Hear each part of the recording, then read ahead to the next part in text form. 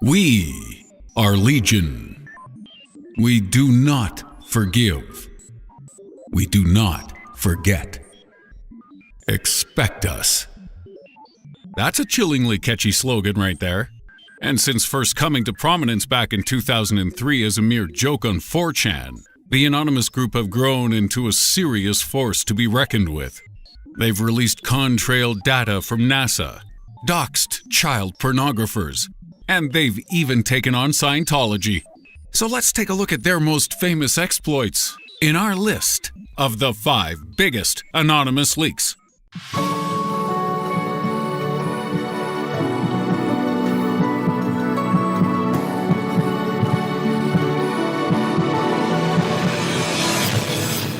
In at 5, Operation Darknet.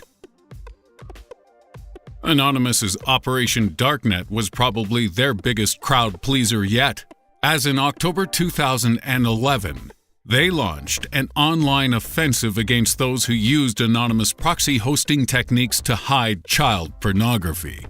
Kitty fiddlers collectively soiled themselves as a series of distributed denial-of-service attacks were launched against websites known to offer this material. And when over 40 of them went down on the dark web, the pedophile community, lurking behind Tor, began to speak out, claiming it was their God-given right that we can choose to have our sexual preferences for youth. Oh, that's fair. So long as I'm given my God-given right to slowly remove your genitals with a cheese grater if I find out where you are, pal. And find out we did, as after tracking a huge number of these perverts through their disgusting forum posts over a period of several months, Anonymous doxed more than 1,500 maggots who used and provided child pornography by revealing their usernames and other information about them. Anonymous then invited the FBI and Interpol to follow up their investigations, and later announced that they planned to continue this fight to make the internet uninhabitable for these disgusting degenerates to exist. Anonymous proved themselves to their word when in April 2016, in response to a new wave of child pornographers sprouting up online, Operation Darknet was relaunched. We're coming for you, Pedo Bear. You can't hide in the woods forever. At 4, Project Chanology. Throughout the early 2000s, the cult of Scientology was gradually beginning to attract more and more attention from the general public. And while people knew of Tom Cruise's involvement in the church, few knew or cared much about it. Until on the 14th of January 2008, Anonymous leaked a video of Cruise being interviewed by other Scientologists as part of their war on the group called Project Chanology. And it was darn weird. In the video, Cruise discusses many strange things, including the apparent fact that only Scientologists are qualified to help after a car accident, that Scientologists are the best at helping drug addicts, and that they are the only group that can bring nations together to achieve world peace. But throughout the video, you can't help but notice how Cruise's eyes look deranged and how he laughs like a maniac. I mean, we all knew he was weird after that Oprah couch incident, but this was a whole new level of nutty. The video's dramatic effect was amplified by the fact Anonymous put Mission Impossible music on the background, and soon it caught the attention of the Church of Scientology. They demanded its removal on copyright grounds. And while it was taken down at the time, Gawker.com refused to take their copy offline, and an unedited version posted just 3 days after the original remains on YouTube to this day. 3. Contrail exposure. In February of 2016, Anonymous managed to hack their way into NASA's servers, probably not for the first time.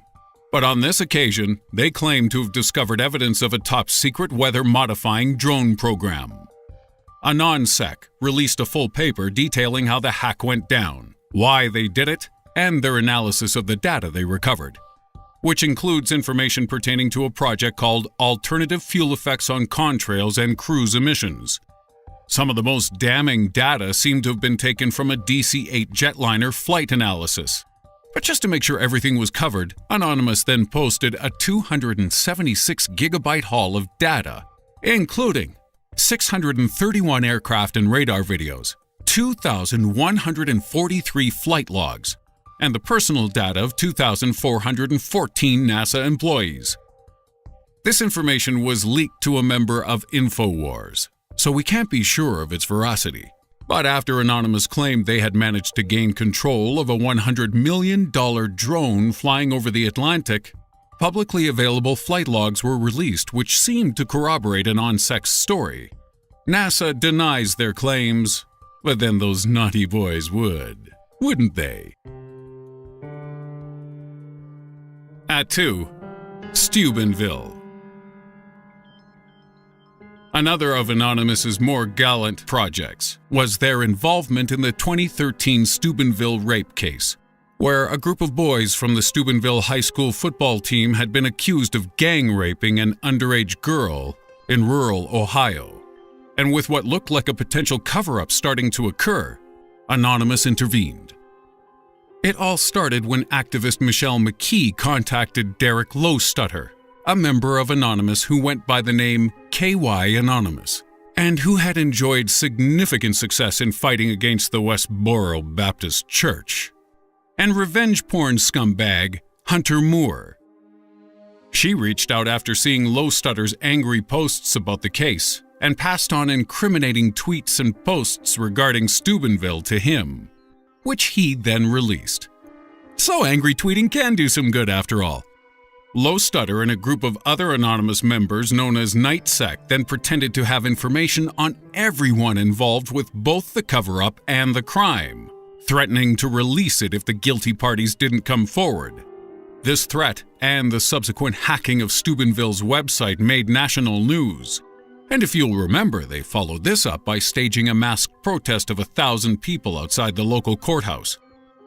As Anonymous's deadline for the accused to admit their crimes edged ever closer, Lowstutter was anonymously sent a video file through Twitter showing an old Steubenville football player drunkenly joking about the incident and referring to the victim as the dead girl.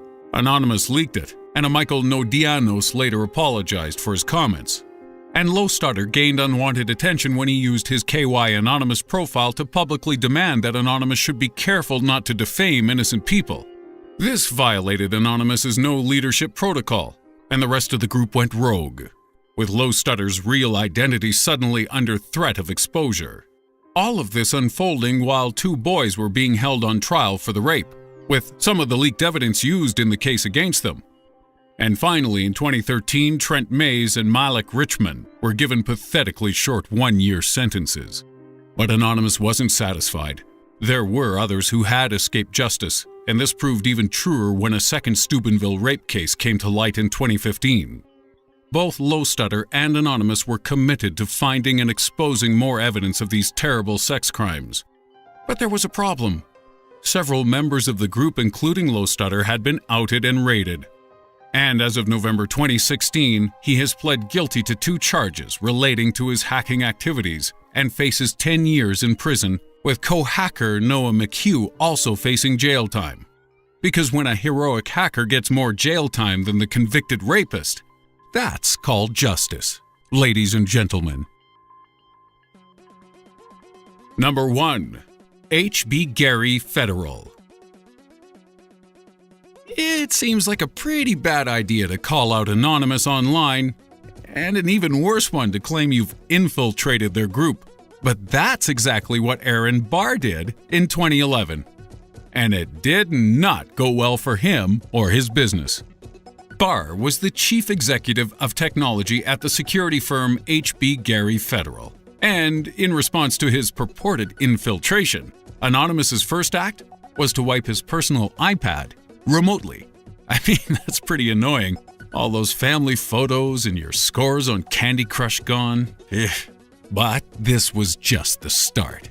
Because a few days later, Anonymous made mincemeat of his company's supposed security by hacking the H.B. Gary Federal page and replacing it with a message saying Anonymous should not be messed with. And they didn't stop there. Oh no! Because Anonymous then decided to drop their phone network delete important files, and hack into the company's email system to dump 68,000 pieces of internal communication out into the open. And when they did this, they didn't just leak the emails through some random hosting site. No! They leaked HB Gary's emails through the Twitter page of Chief Executive Aaron Barr. This kind of incident would be pretty embarrassing for any company, but for a cybersecurity company, it proved fatal.